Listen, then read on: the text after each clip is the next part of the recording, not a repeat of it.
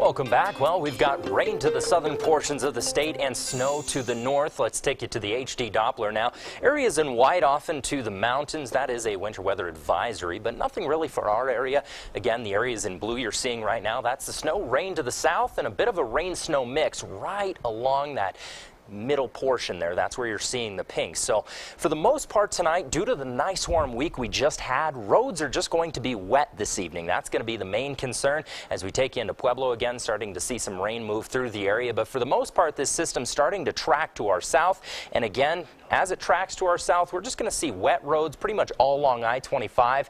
As you move up into Teller County, we could see some icy spots as those overnight lows will be a little bit cooler and just a little bit wet out into the eastern portions of the state.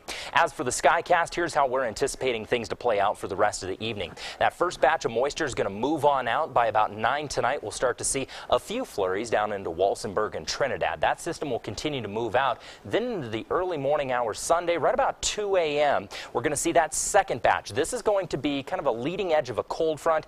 That's going to help those snow flurries to kind of kick off to our north and move throughout the state. We're not expecting a lot of accumulation out of this, just again a dip in temperatures and more of kind of what we've seen today, that real sporadic hit and miss storm activity. But for the most part, Sunday's looking like a clear one. That storm's going to clear out rather quickly, plenty of sunshine to go around there. We do have another system that's going to start knocking at our doorstep by Wednesday. It'll start to move into the state by Monday, possibly bringing a few flurries into the mountains. But for the most part, we're not going to see any effects until Wednesday. As for the snow accumulation charts, here's how things are playing out. To our north, pretty much right along that Palmer Divide region, about ½ an inch to an inch is what we're expecting there. And then, of course, that big clearing north of Pueblo and right around ½ an inch for the southern portions of the state. The biggest thing with this is going to depend on those temperatures, of course, and just how quickly that ground cools down. If the ground stays warm like we've seen today, we're not really going to see much in the way of accumulations. It's more just going to be wet roads out there. Pretty consistent into the low 20s tonight, few mid-20s as we move out into La Junta and Lamar. Lyman about 19 degrees, 21 into the Springs. Over the next 7 days, here's how things play out. Again, we're looking at about 34 degrees into Sunday. A few early morning flurries are expected. Then those temperatures are going to rise rather quickly by Tuesday.